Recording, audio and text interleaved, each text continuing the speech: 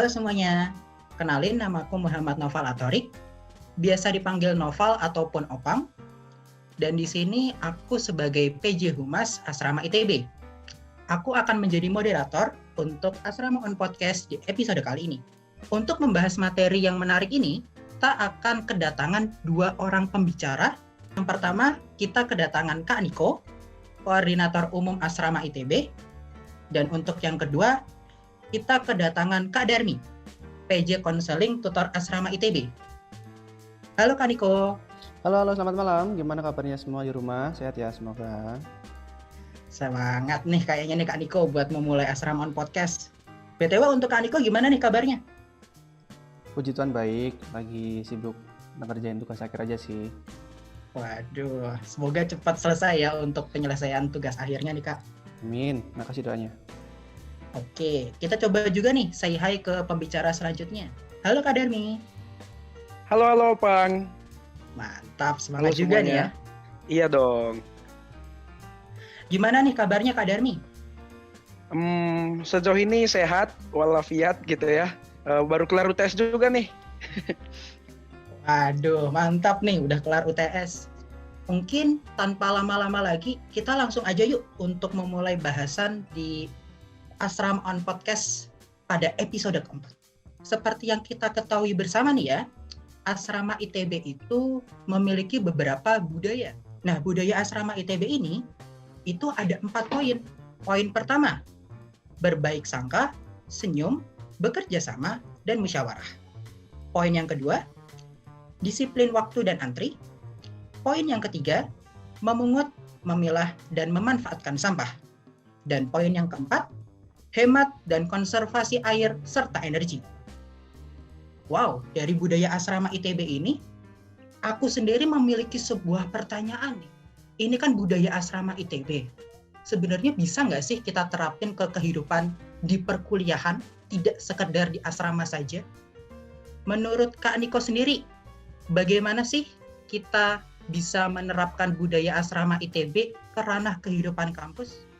Oke, terima kasih ya Opang buat pertanyaannya. Jadi teman-teman semua sebelum menerapkan budaya seharusnya tahu dulu budaya itu apa gitu ya.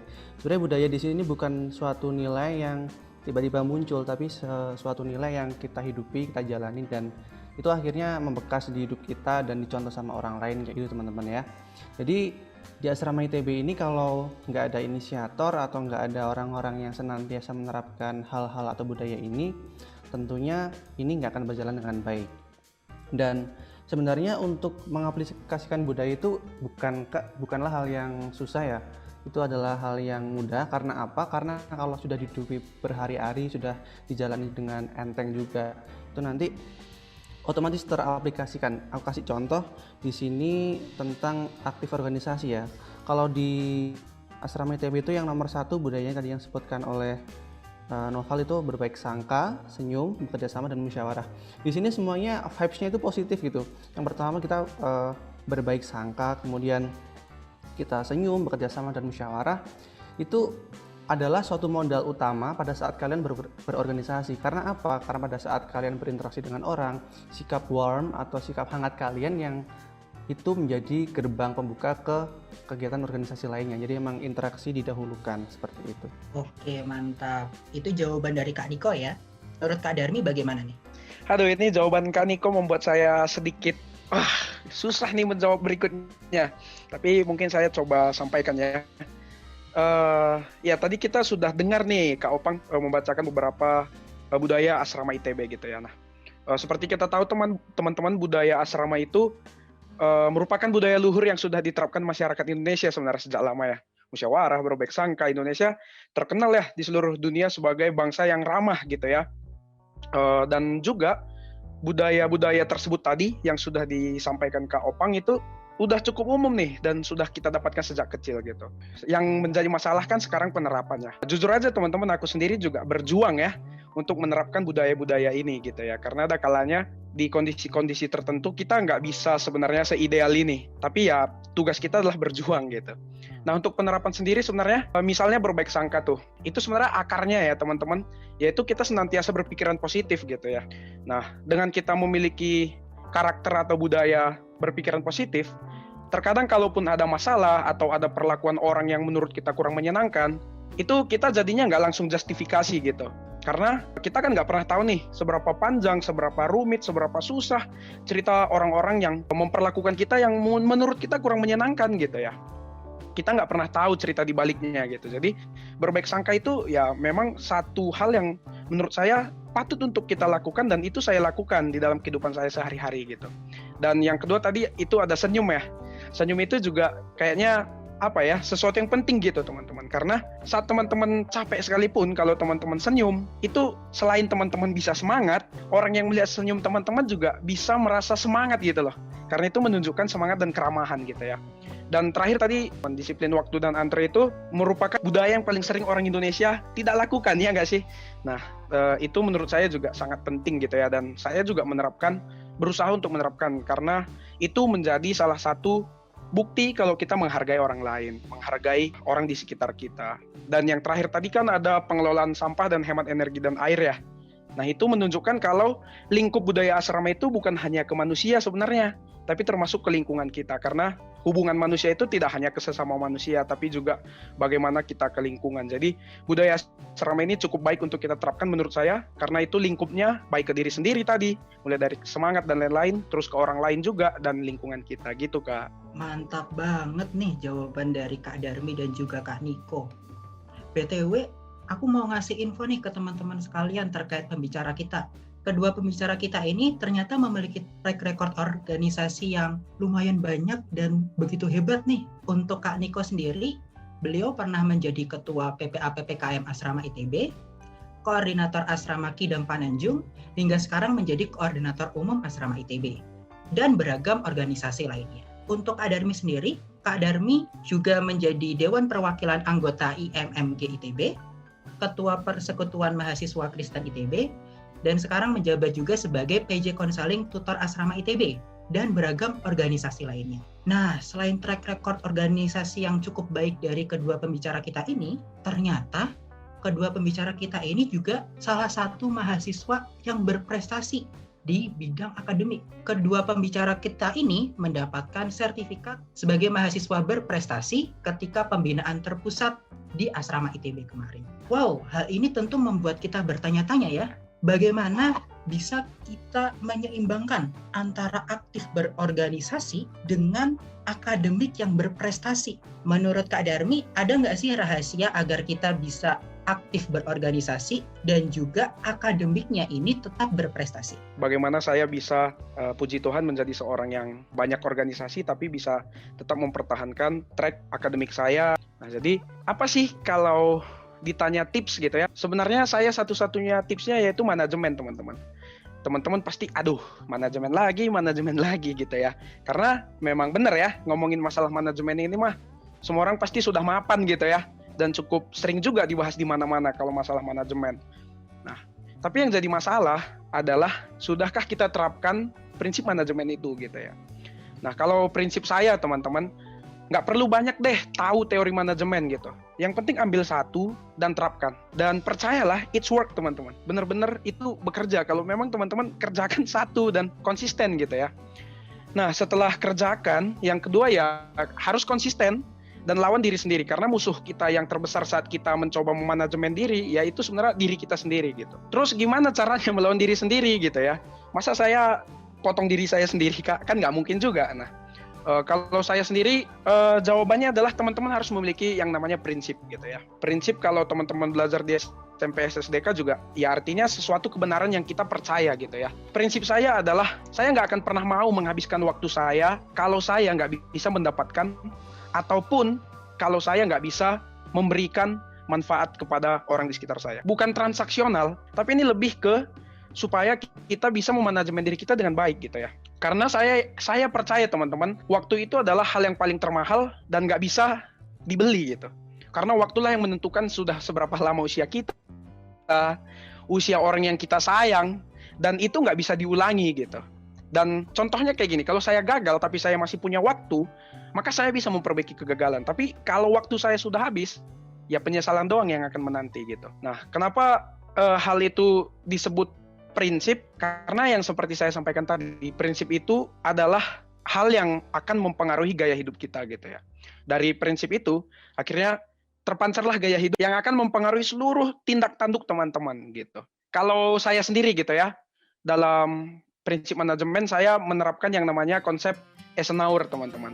Yang ada 4 kuadran itu penting nggak penting gitu ya. Nanti bisa teman-teman cari Eisenhower supaya saya nggak ketinggalan momen-momen yang penting yang bisa saya kerjakan gitu. Dan juga dalam melakukan segala sesuatu, teman-teman harus memiliki skala prioritas, dan skala prioritas itu harus benar-benar dikerjakan secara konsisten dan konsekuen gitu. Dan yang terpenting dari segalanya, teman-teman, bagaimana saya tetap kuat gitu ya dengan tekanan akademik di ITB, tekanan organisasi, karena saya berada di, bisa dibilang, di puncak gitu ya, di puncak pimpinan, karena saat ini sudah mau memasuki tingkat akhir, di kampus kita kan tingkat akhir, itu menjadi puncak pimpinan. Nah, kenapa saya bisa tetap kuat? Ya, satu-satunya adalah bagaimana hubungan pribadi kita dengan Tuhan, teman. Kalau saya pribadi, saya selalu memberi waktu 30 menit dalam sehari untuk menjalankan segala kegiatan keagamaan gitu ya. Kebetulan saya Kristen gitu. Maka saya menyempatkan selalu untuk berdoa dan membaca Alkitab minimal 30 menit, no excuse dalam sehari. Kenapa saya begitu konsekuen dengan hal itu? Karena saya percaya gitu ya. Ya waktu kita itu Tuhan yang kasih, dan masa kita nggak mau ngasih 1/48 untuk Tuhan gitu. Untuk teman-teman yang non-Kristen mungkin bisa baca Al-Quran, sholat, dan lain-lain gitu ya. Tapi yang pasti saya memberikan 30 menit no excuse, karena saya percaya manusia itu butuh charging gitu. Kalau kita mau berdiri tanpa sandaran sama Tuhan, yakinlah nggak akan kuat gitu. Dan kalaupun teman-teman kuat, yakinlah segala yang teman-teman kerjakan nggak akan berkah. Dan kalau udah nggak berkah tuh, mau teman-teman berhasil pun, ya udah teman-teman nggak akan bisa bahagia dalam mendapatkan apa yang teman-teman dapatkan saat ini gitu. Nah kemudian bagaimana dengan budaya asrama gitu ya, kaitannya dengan budaya asrama gitu. Dalam organisasi budaya asrama ini yang paling relevan mungkin adalah bekerja sama dan musyawarah ya teman-teman ya. Prinsipnya gini ya, kalau ada satu ide dengan 13 ide, maka yang pasti lebih matang gitu ya, dengan berbagai pertimbangan di sana sini adalah yang 13 ide gitu. Karena 13 ide ini akan memikirkan berbagai sisi dan resiko yang mungkin terjadi dalam waktu kita mengambil keputusan. Dan hasilnya tentunya positif banget kalau kita bermusyawarah. Yaitu keputusan yang jauh lebih matang dibandingkan sendiri. Karena kalau sendiri nih, bisa misalnya saya mau membuat suatu keputusan, tapi saya kurang aware kalau ternyata keputusan ini saya lakukan, akan muncul dampak negatif yang domino gitu. Tapi kalau ada 15 orang misalnya dalam satu divisi saya, ada saran dari sana, saran dari sini, masukan dari sana, masukan dari sini, hal-hal yang seperti itu bisa kita hindarkan gitu ya. Terus juga bekerja sama itu yang paling aku junjung tinggi sih teman-teman kalau di dalam organisasiku sejauh ini gitu. Karena dalam saat kita mengerjakan satu hal dalam satu organisasi, itu yang sangat penting itu koordinasi dan kerjasama antar personal gitu. Belum lagi antar divisinya gitu ya. Bekerja sama dan musyawarah ini ya sangat penting untuk kita kerjakan. Dan yang terakhir itu mengamalkan yang namanya disiplin waktu dan berbaik sangka gitu ya. Supaya kita bisa saling empati dan saling menghargai satu sama lain di dalam organisasi kita. Gitu Kak Opang, panjang bener kan ya? Mantap nih. Iya nih Kak, panjang tapi mantap nih, berisi terkait jawaban dari Kakak untuk pertanyaan tersebut. Nah, untuk Kak Niko sendiri bagaimana nih? Yang pertama adalah aku cukup disiplin dengan diri sendiri sih. Jadi kalau masalah manajemen waktu atau tepat waktu, aku selalu pegang benar-benar itu karena memang ditanamkan oleh orang tuaku. Jadi aku sangat keras ke diriku sendiri kalau masalah waktu, dan itu menjadi modal untuk diriku menginfluence orang lain, memberikan semangat kepada orang lain untuk juga tepat waktu. Intinya adalah disiplinkan dirimu dulu sebelum kamu ikut-ikut disiplinkan orang lain gitu kan, harus ada contoh dulu. Nah terus untuk membahas produktivitas, jadi ini how to deal and productivity time ya. Jadi aku gunakan prinsip 20-80. Jadi misalkan kamu punya 10 kegiatan, ambil 2 kegiatan yang teratas di prioritas kamu, seperti itu. Dan sebenarnya kamu nggak harus terlalu strict gitu. Misalkan dalam 2 jam aku harus mengerjakan tugas, dan ternyata pada saat eksekusi 2 jam itu kamu nggak berhasil mengerjakan tugas kamu, tapi no problem, at least dalam 2 jam kalau kamu fokus, jadi itu akan menyelesaikan kira-kira 80% dari tugas kamu kalau kamu benar-benar dedicated untuk itu. Seperti itu aja sih kalau masalah manajemen waktu.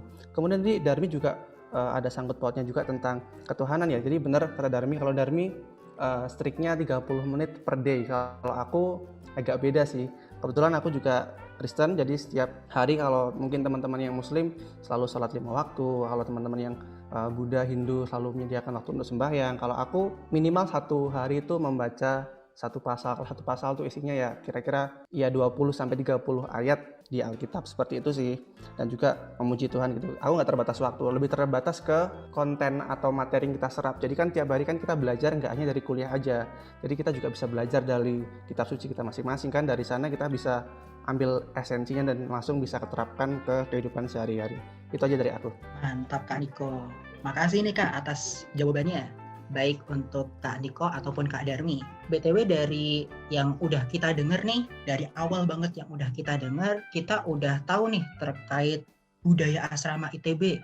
Ada 4 poin di budaya asrama ITB. Dan budaya asrama ITB ini sendiri, itu tidak hanya bisa kita terapkan di asrama ITB saja, tetapi ini juga bisa kita terapkan di kehidupan perkuliahan kita di ITB ini. Nah, hal ini sendiri juga bukan sesuatu yang susah untuk diaplikasikan. Walaupun mungkin memang ada beberapa kondisi tertentu ketika kita tidak bisa mengaplikasikannya secara ideal, namun kita tetap harus senantiasa untuk berjuang dapat mengaplikasikan budaya asrama ITB dalam menjalani perkuliahan.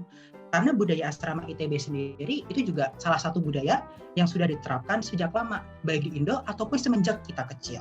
Nah, dari yang kita udah dengar ini, kita juga tahu nih, kalau budaya asrama ITB ini juga bisa membantu kita dalam menyeimbangkan antara aktif berorganisasi dan akademik yang juga berprestasi. Hal itu nih yang tadi udah kita dapatkan di Asrama On Podcast episode keempat ini. Nah, kita udah sampai nih di penghujung Asrama On Podcast episode keempat. Untuk kakak-kakak pembicara sekalian, aku persilakan waktu nih untuk memberikan sebuah closing statement kepada penonton yang sedang mendengarkan Asrama On Podcast ini. Mungkin kepada Kak Darmi terlebih dahulu, aku persilahkan. Ya, jadi semangat teman-teman. Yang penting adalah eksekusi, seperti yang saya sampaikan, nggak perlu banyak teori, dan juga semangat selalu untuk bermanfaat bagi orang lain, karena asas kebermanfaatan itu, semangat yang mengalir sama teman-teman nggak akan pernah berhenti, dan jangan lupa selalu dekatkan diri dengan Tuhan yang teman-teman yakini, karena manusia pada dasarnya butuh recharge, manusia butuh sandaran, manusia butuh keberkahan di dalam mengerjakan pekerjaannya. Terima kasih Opang, dan selamat malam, pagi, siang, petang bagi teman-teman yang mendengarkan. See you. Mantap. Untuk selanjutnya silahkan closing statement kepada Kak Niko. Dalam tanggung jawab, kalian boleh ambil berapapun tanggung jawab yang kalian inginkan, tapi ingat, jangan biarkan itu lepas begitu saja. Hadirlah dalam setiap pekerjaan kalian, di jiwa, pikiran juga. Dan jangan lupa untuk selalu bersyukur kepada Tuhan, karena memang semua itu berasal dari Tuhan. Oke, thank you dari aku. Mantap. Karena waktu yang sudah tidak memungkinkan, maka dengan sayangnya aku cukupkan nih untuk Asrama On Podcast di episode keempat ini. Aku berterima kasih banget kepada kedua pembicara kita, Kak Niko dan Kak Darmi, yang telah memberikan inspirasi, pengalaman, dan jawaban-jawaban atas pertanyaan-pertanyaan kita. Dan aku juga berterima kasih kepada teman-teman sekalian yang udah mendengarkan Asrama On Podcast hingga detik ini. Semangat terus untuk menjalani kehidupan perkuliahan, dan juga selamat menikmati indahnya perjuangan. See you on the next one.